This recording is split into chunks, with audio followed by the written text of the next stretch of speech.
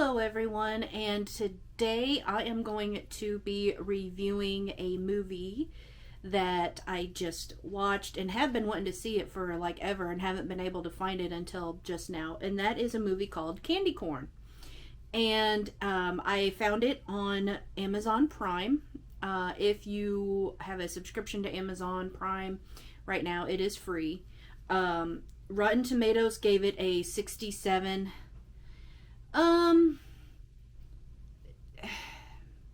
How do I want to say? Like, I am. Okay, I'll agree. Well, I would have pushed it at least to an 80. But here is some of the things that I took away from the movie. It was released in 2019. The acting is so bad, like in the first part of the movie, that it is almost unwatchable. It features PJ Souls and Tony Todd. And quick, interesting side note, Tony Todd is also one of the executive producers. And if you don't know who Tony Todd is, are you a true horror fan? Tony Todd is the Candyman, the original, the one and only. And he only plays like a very tiny role in the film, as well as PJ Souls. They're not in it very long. They have little tiny bitty itty bitty parts, but the fact that they're in it is cool. And then the fact that Tony Todd is an executive producer is even more cool. So that right there made that movie, for me, like I wanted to keep watching it because I'm like, oh yes, how can you not? I'm confused on the time frame. Is it supposed to be the 70s? Is it supposed to be the 80s? Like, you get the vibe that it's somewhere between there, but that's confusing. And also, why does that have anything to do with the story? Why is it that time frame about the story? Like, how does it relate? Because it doesn't. Like, did they just say, hey, just for shits and giggles, let's just go ahead and we'll make it set like it's in the 70s or 80s? Why not? I mean, is that what happened? Because that's... Anyway, so that is a little confusing. Periods of the movie are very slow and boring and drug out, and you're just like, would you get to the killing already? I mean, seriously, gosh, that sounds horrible, but it's true. It's like, can we just progress? Like, we know what's coming, so can we just see it, like the slashing? And there is a lot of blood, I will say that. The Dr. Death character is really cool. I love this guy. I love the character.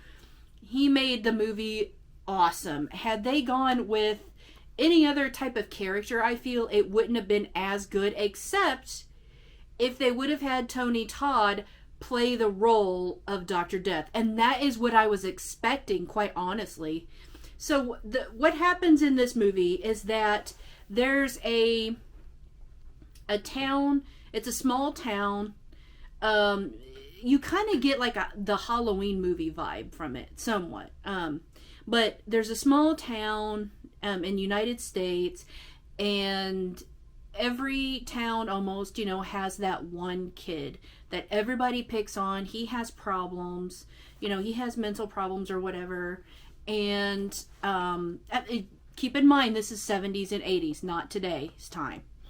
And so this group of bully kids decide that they want to play a prank on him. And it turns out this kid is actually working at a carnival that's in town. And the bully kids find out about it, so they go and beat the living shit out of this kid to where it actually kills him.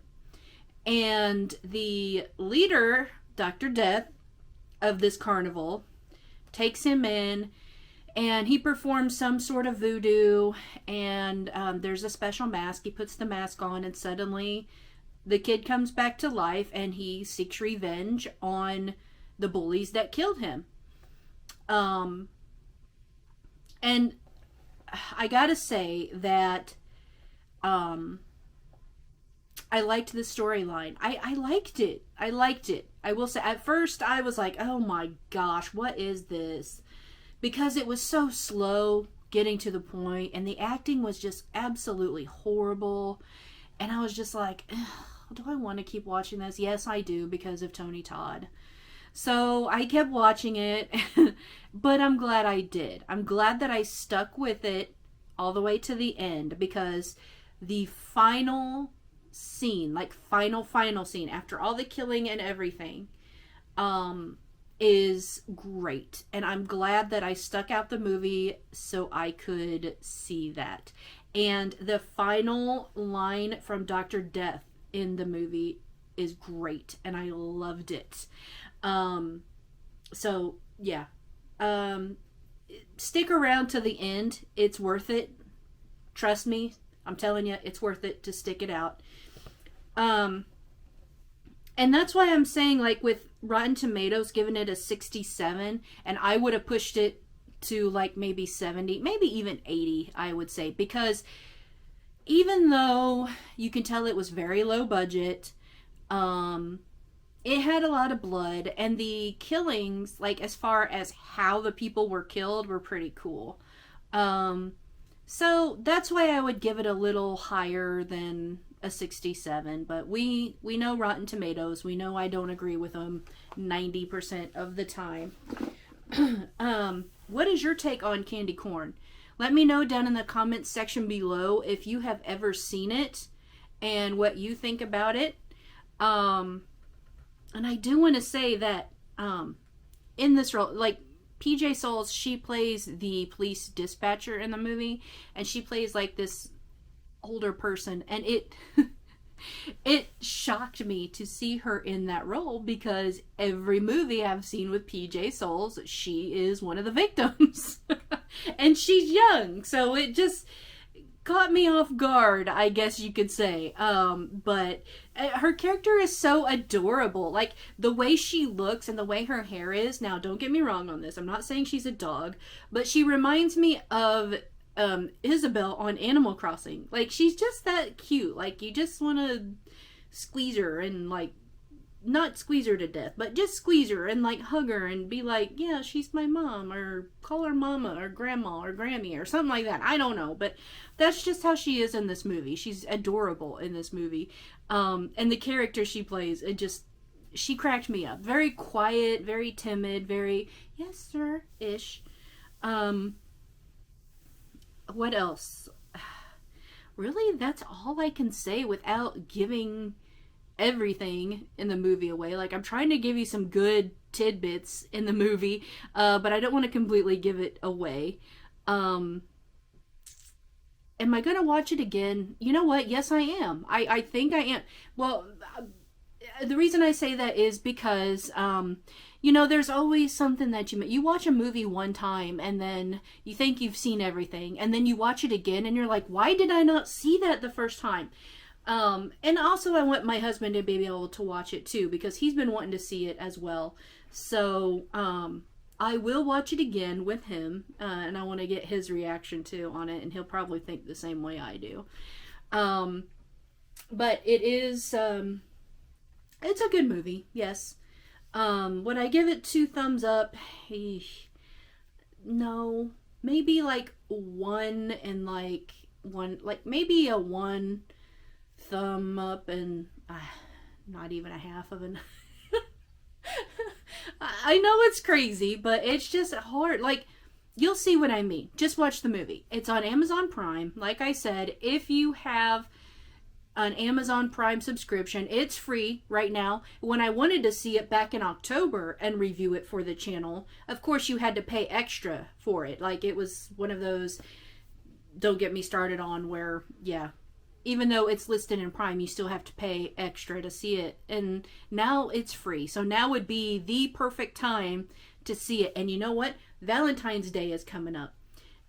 Yes. Nothing is more romantic to me than a good horror movie on a date. A date night horror movie. Yes. And there is a couple of makeout scenes. So that would be good to have a night in, put on the candy corn show, get your popcorn, your food, drinks, pizza, whatever you want to do. It's free. You can stay at home and be in your jammies and relax, or maybe not in your jammies, if you catch my drift. Anyway, so Yeah, think about that for Valentine's Day. All right, this is Spooky Marshmellow, and thank you so much for watching. Please like and subscribe if you want to see more, and you will see more on this channel, I guarantee it. So, having said that, I'm going to end it now, and remember, stay spooky, my friends.